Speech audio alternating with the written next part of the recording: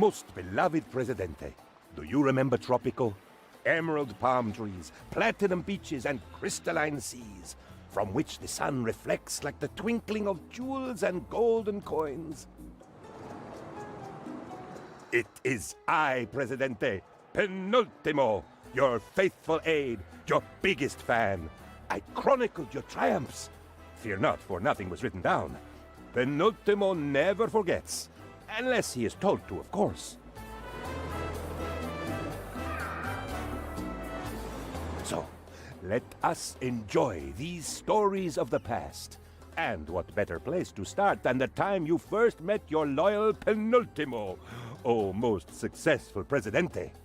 It was like the first sunrise of my life. Hello there. You must be the new governor.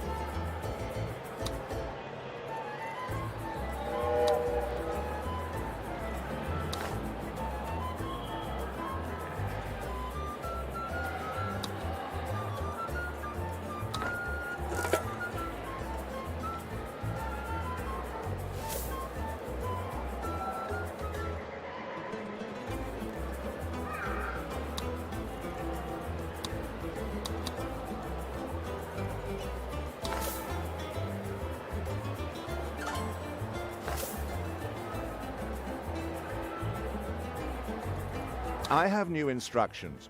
I mean, suggestions. The plantation's growing nicely, I take it? Hmm?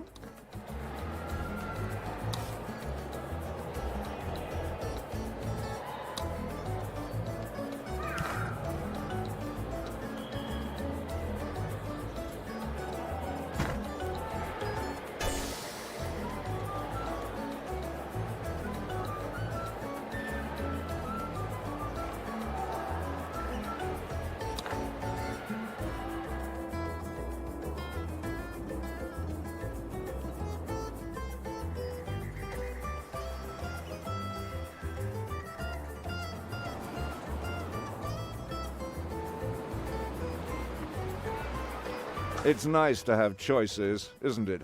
Choices like continue as governor or begin a new career in manual labor.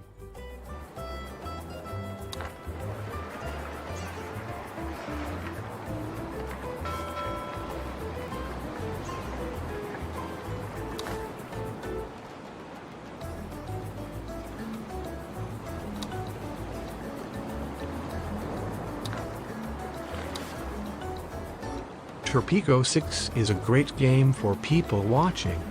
It's a satirical city builder in which every one of the citizens of your banana republic is simulated. You place a mine. You watch as a construction crew makes its way over to the building site. You watch as the newly constructed mine's employees start digging for gold or coal or uranium or whatever. And you watch as teamsters come to take the raw materials to a factory for processing. When it's all going well, there's a calming rhythm to the bustle of your island. When it's not, you find yourself scouring around the map, trying to diagnose problems. Why hasn't the mine been built? Why are the workers off-site? Why haven't the goods been transported? Why is the processing planned out of raw materials? Why isn't the shipment at the docks? The next cargo ship won't arrive for 6 months. And if I don't complete this trading order soon, the Axis forces are going to declare war on me because of the time I used them as a scapegoat to win an election. The focused, individualized simulation means that small inefficiencies can balloon into big problems, and the behavior of your citizens feeds back into wider systems in interesting ways. That's why, while there is a sandbox mode with plenty of different islands and options, often the Tropico series is at its best during the campaign missions, where specific requirements force you to adapt. In Sandbox, you can go slow, sensibly growing your island, diligently pursuing new financial ventures, effectively placating political factions and superpowers. You have the space and freedom to effectively manage your growth as you progress through the different eras. But the missions, presented as an anthology of past adventures, narrated by your trusty aide Penultimo, throw in entertaining curveballs to overcome. Each focuses on a different aspect of the game, be it the spread of propaganda, the challenges of mass tourism, the balancing act of international relations, or the benefits of light piracy. The latter is one of the most entertaining. Starting on an island with virtually no natural resources, you're required to pillage raw materials to then manufacture into more profitable goods. The raid system is a powerful new tool, essentially gifting a regular trickle of goods, immigrants and, in later eras, beneficial propaganda and even falsified tourist reviews. Having to create supply chains that aren't supported by local crops is a meaningful twist on a standard campaign. If there's a downside to raids, it's that there's no major downside. Foreign powers have traditionally taken a dim view to piracy, but in this, a game that specifically pokes fun at international relations, it just doesn't come up. You do at least get a negative reputation modifier for stealing famed national monuments like St. Basil's Cathedral or the actual White House. But it's easy to mitigate and goes entirely unremarked upon when said nation next gets in touch to demand you complete some petty task. Some missions aren't as successful.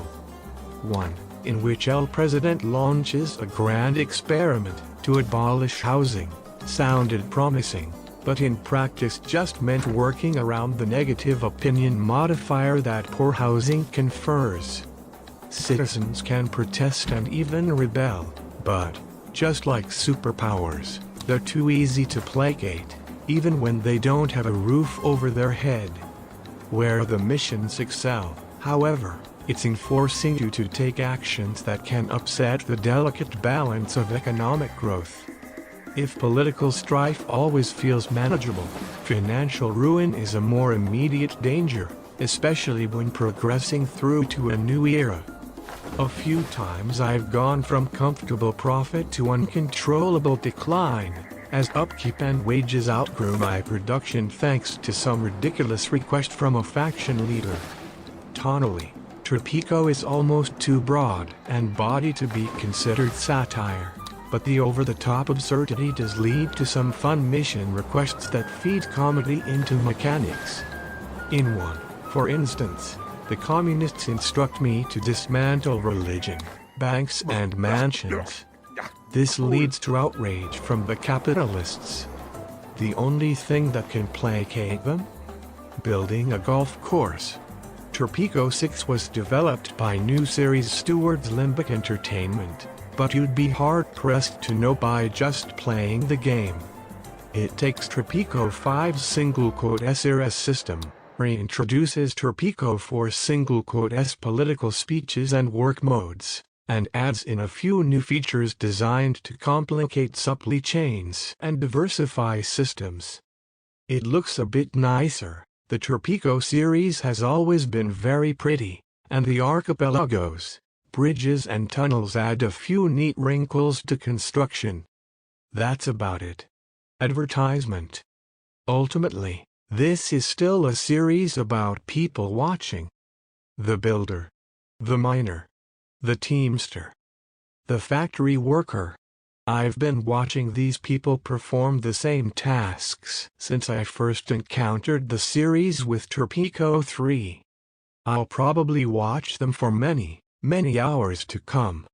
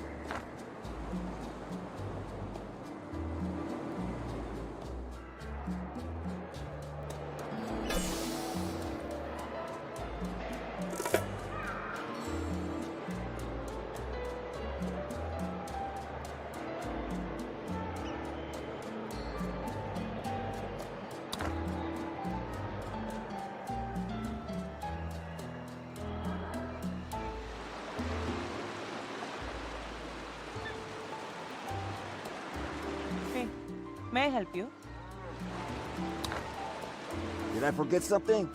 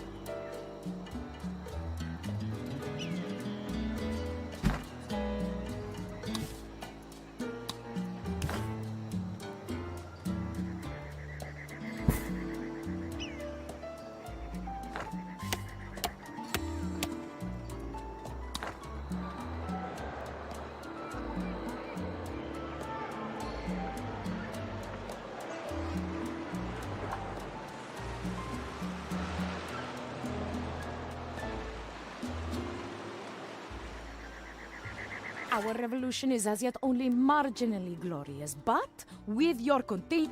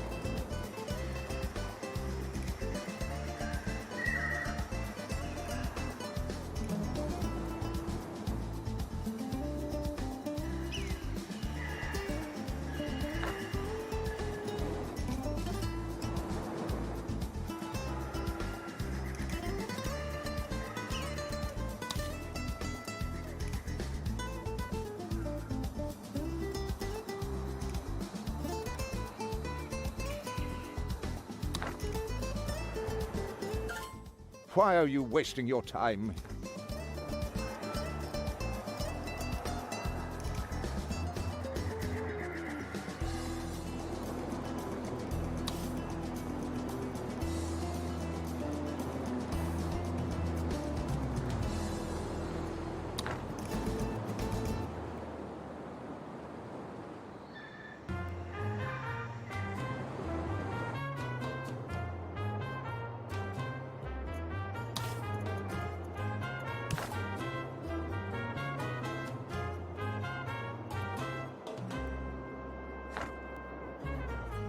Chica que está